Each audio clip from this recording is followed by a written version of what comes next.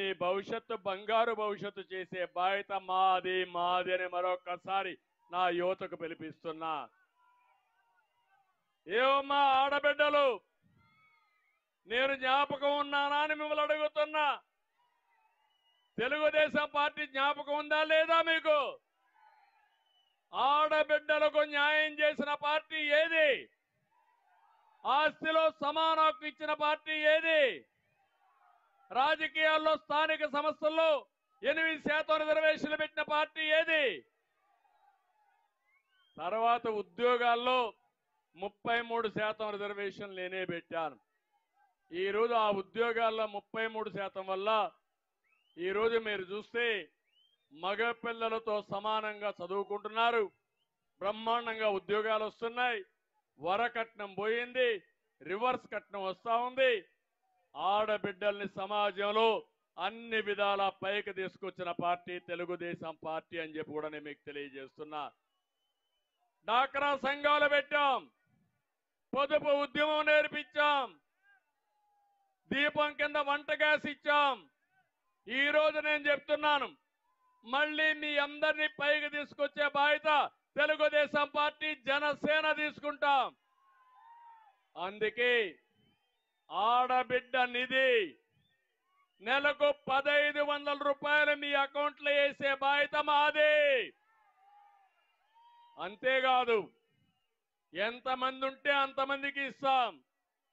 19 సంవత్సరాలు వయసు నిండిన ఆడబిడ్డలందరికీ 59 సంవత్సరాల వరకు ఇచ్చి తర్వాత వృద్ధాప్య పింఛన్ ఇస్తాం. మిమ్మల్ని ఆదుకునే బాధ్యత తెలుగుదేశం పార్టీ జనసేన తీసుకుంటాం. ఇంకో పక్క మీ అందరికీ ఒకటే చెప్తున్నా, మీ నాయకత్వంలో 1500 15,000 చేసే మార్గం చూపిస్తా. 15,000 1,50,000 చేసే మార్గం చూపిస్తాం. సంపద సృష్టించే మార్గం నేర్పించి మా ఆడబిడ్డల్ని పైకి తీసుకొచ్చి గౌరవప్రదంగా ముందుకు పోతాం. పేదరికం లేని రాష్ట్రం మా ఆడబిడ్డల ద్వారానే సాధ్యం. అది చేపిస్తానని చెప్పి కూడా నేను మీకు తెలియజేస్తున్నా. అదే సమయంలో తల్లికి వందనం కింద ఎంతమంది పిల్లలుంటే అంతమందికి 15,000 రూపాయలు ఇచ్చే బాధ్యత తెలుగుదేశం పార్టీ జనసేనది.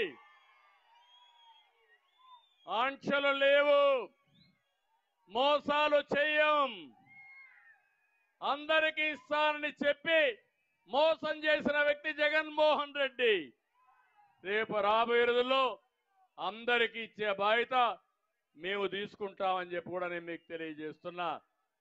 నేనే దీపం కింద వంట గ్యాస్ ఇచ్చాను, రేట్లు పెరిగాయి, వంట గ్యాస్ కనెక్షన్లు ఆటకెక్కాయి.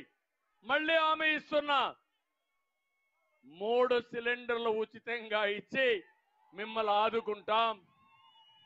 నిత్యావసర వస్తువుల ధరలు తగ్గిస్తాం, పేదవాడికి అండగా ఉంటాం. మీ ఖర్చులు తగ్గించి మీ ఆదాయాన్ని పెంచే మార్గాన్ని చూపిస్తామని చెప్పి కూడా నేను మీకు తెలియజేస్తున్నా. 4వది, ఆడబిడ్డలందరికీ ఆర్టీసీల్లో ఉచిత ప్రయాణ సౌకర్యం ఏర్పాటు చేస్తాం. ఎక్కడికి పోవాలన్నా దర్జాగా పోయేట్టుగా మీకు ఏర్పాటు చేస్తానని చెప్పి కూడా నేను మీకు తెలియజేస్తున్నా. ఇదే కాదు, చిత్తూరు జిల్లా రైతాంగం ఎక్కువ ఉండే జిల్లా. నేను కూడా ఒక రైతు బిడ్డని. ఒకటే హామీ ఇస్తున్నా, రైతే రాజుగా ప్రతి ఒక్క రైతుకు 20,000 రూపాయలు ఇచ్చి తద్వారా భవిష్యత్తులో అనేక రకమైన సబ్సిడీలు.